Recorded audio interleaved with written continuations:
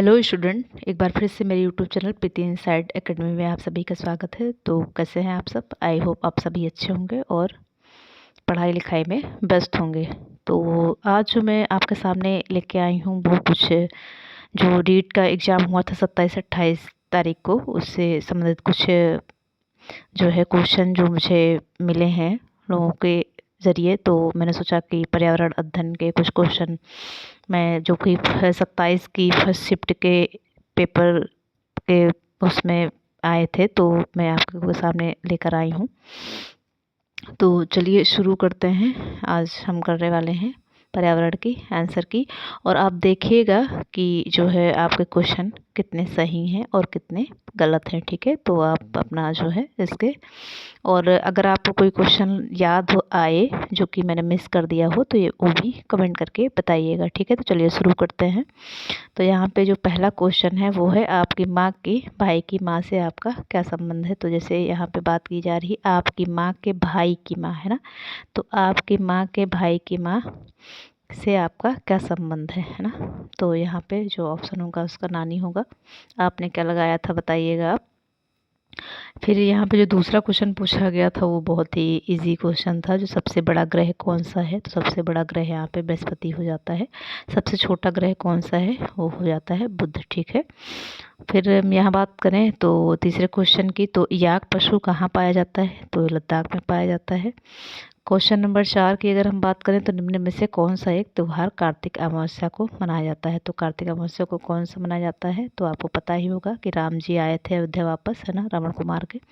तो उसमें उसकी खुशी में दिवाली मनाया जाता है, जो कि कार्तिक अमावस्या के दिन मनाया जाता है ना। फिर हम क्वेश्चन नंबर 5 की बात करें तो क्वेश्चन नंबर 5 जो आया था, पर्वतारोही बछेंद्री पाल ने माउंट एवरेस्ट फतेह कब किया था। तो कब किया था, 23 मई 1984 को। ठीक है, 1984 को किया था। किसने किया था, बछेंद्री पाल, जो कि एक पर्वतारोही थी। क्वेश्चन नंबर 6 है जो कि है आपका, अजयगढ़ किस दुर्ग को कहा जाता है। तो कुंभलगढ़ दुर्ग में स्थित कटारगढ़ दुर्ग को कहा जाता है अजयगढ़। ठीक है, क्वेश्चन नंबर 7 अगर हम बात करेंगे तो जूट पटसन की खेती किस ऋतु में की जाती है। तो किस ऋतु में की जाती है, की जाती है आपकी वर्षा ऋतु में, है ना। क्वेश्चन नंबर 8 की अगर हम बात करें तो क्वेश्चन नंबर 8 जो है वो, आर्मस्ट्रांग के बाद चांद पर दूसरा कदम किसने रखा। तो आर्मस्ट्रांग के बाद किसने रखा था दूसरा कदम, तो वो रखा था बज एल्ड्रिन ने, है ना। अगर हम क्वेश्चन नंबर 9 की बात करें तो निम्न में से बकरी की सबसे अच्छी नस्ल कौन सी होती है। तो होती है जमुनापारी नस्ल। ठीक है, जमुनापारी। आपने क्या लगाया था ये भी आप चेक करते रहिएगा, तो आपको इससे अंदाज़ा हो जाएगा कि आपके क्वेश्चन कितने सही हैं ईवीएस में, है ना। क्वेश्चन नंबर 10 है जो कि कह रहा है कि विटामिन डी की कमी से कौन सा रोग हो जाता है। तो विटामिन डी से कौन सा रोग होता है, रिकेटस होता है ना, क्योंकि हड्डियां कमज़ोर हो जाती हैं इसमें।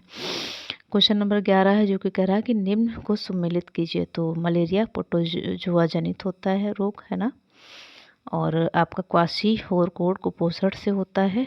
और क्वेश्चन नंबर यहाँ पे 12 है जो कि कह रहा है कि रसायन शास्त्र में किसे शून्यवाद के नाम से जाना जाता है। तो शून्यवाद के नाम से किसे जाना जाता है, वो आपके नागार्जुन हो जाते हैं ना, नागार्जुन जी को जो है वो शून्यवाद के नाम से जाना जाता है।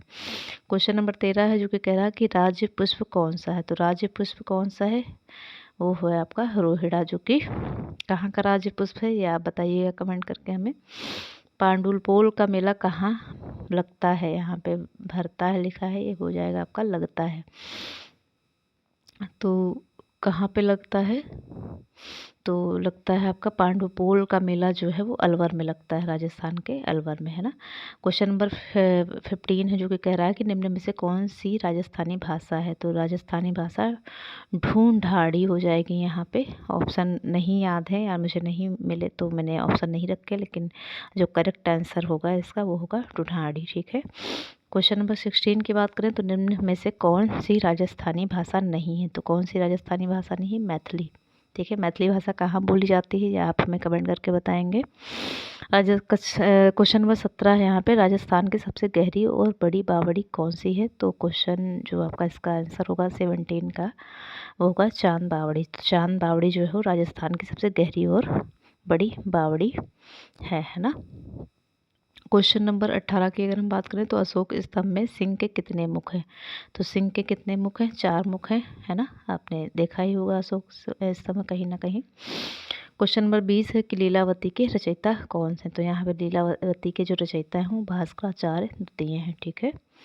क्वेश्चन नंबर 21 है जो कि कह रहा है कि जैव पारिस्थितिकी तंत्र को परिभाषित किसने किया? तो जैव पारिस्थितिकी किसने परिभाषित किया था? तो टेंसले ने किया था यहाँ पे, है ना। इसका राइट आंसर टेंसले हो जाएगा। वही अगर हम बात करें क्वेश्चन नंबर 22 की, तो क्वेश्चन नंबर 22 कह रहा है कि सूक्ष्म शिक्षण के जनक कौन से हैं? तो सूक्ष्म शिक्षण के जनक जो हैं वो आपके डी हेलन है ना, ठीक है, जो कि स्टैनफोर्ड यूनिवर्सिटी से थे। स्टैनफोर्ड यूनिवर्सिटी से थे या किस यूनिवर्सिटी से थे, आप मुझे कमेंट करके बताइएगा। क्वेश्चन नंबर 23 है जो कि यहाँ पे है, चीरने फाड़ने का काम कौन से दांत करते हैं? तो कौन से दांत करते हैं चीरने फाड़ने का काम? तो वो आपके जो होते हैं वो रदनक हो जाते हैं, ठीक है, रदनक कहते हैं उनको। क्वेश्चन नंबर 24 है जो कि कह रहा है कि परंपरागत जल स्रोत नहीं है। तो कौन सा स्रोत नहीं है? तो यहाँ पे जो ड्रिप सिंचाई होती है वो आपका परंपरागत स्रोत जल स्रोत नहीं है ना। जल स्रोत की बात हो रही है यहाँ पे, वो कौन नहीं ये पूछा गया था, तो उसका करेक्ट आंसर जो है वो ड्रिप सिंचाई हो जाएगा। क्वेश्चन नंबर 25 जो कि कह रहा है कि जंगली मुर्गे कहाँ पाए जाते हैं? तो जंगली मुर्गे जो आपके मिलते हैं वो माउंट आबू पे मिलते हैं, माउंट आबू पे जंगली मुर्गे पाए जाते हैं। क्वेश्चन नंबर 26 है, पर्वतारोहण के काम आने वाले उपकरण हैं, तो कौन से हैं? तो यहाँ पे ऑक्सीजन किट है ना। ऑक्सीजन किट अगर नहीं होगा तो ऊपर चढ़ने में दिक्कत होगी और कई लोग तो चढ़ भी नहीं पाएंगे ना। तो जो है ऑक्सीजन किट बहुत ही इंपॉर्टेंट हो जाता है किसके लिए? पर्वतारोहण जो पर्वत पे चढ़ाई करते हैं ना। क्वेश्चन नंबर 27 है, मानव निर्मित पर्यावरण घटक है। तो मानव निर्मित पर्यावरण घटक कौन सा है? तो ये है आपका उद्योग, ठीक है। क्वेश्चन नंबर 28 है जो कि कह रहा है कि अस्पताल के सीमा में कितने डेसिबल ध्वनि को सही माना गया है? तो अस्पताल में कितने सीमा तक जो है डेसिबल ध्वनि को सही माना गया है? तो वो आपका हो जाएगा 65 डेसिबल, है ना। अस्पताल की बात यहाँ पे हो रही है, ठीक है। क्वेश्चन नंबर, बस इतने ही क्वेश्चन मिल पाए मुझे, तो आपके कितने क्वेश्चन सही हैं इसमें से और कितने गलत हैं वो आप इससे अंदाज़ा लगा सकते हैं कि आपके ईबीएस में कितने क्वेश्चन सही जाएंगे।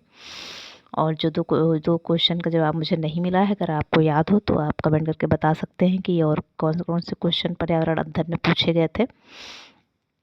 तो ये कुछ क्वेश्चन मुझे लोगों के द्वारा मिले तो मैंने सोचा आपसे साझा किया जाए इनको, क्योंकि बहुत सारे क्वेश्चन जो याद नहीं रहते हैं, है ना। तो यही हो जाता है कि नहीं, अभी जब तक आंसर की नहीं आएगी तब तक जो है नहीं, मतलब नहीं समझ में आएगा कि पूरे क्वेश्चन कितने कैसे कैसे पूछे गए थे। लेकिन जितने जितने मिलते जाएंगे मैं आपको उसके जो है वो कराती जाऊंगी, उसके आंसर आपके सामने लाती जाऊंगी, ठीक है। जो सही आंसर होगा, जो राइट क्वेश्चन का आंसर होगा वो मैं आपके सामने लाती जाऊंगी। तो आप बताइएगा कि इनमें से आपके कितने सही थे जितने मैंने आंसर क्वेश्चन कराए हैं यहाँ पे। और अगर आपको जो और क्वेश्चन हैं तो अगर याद हैं तो आप ज़रूर कमेंट करके बताइएगा, ठीक है। और क्लास अगर अच्छी लगी हो तो लाइक कमेंट शेयर सब्सक्राइब करना ना भूलिएगा। मिलते हैं एक नई क्लास के साथ, तब तक के लिए अपना ख्याल रखिए और जो है पढ़ाई लिखाई करते रहिए। Bye bye.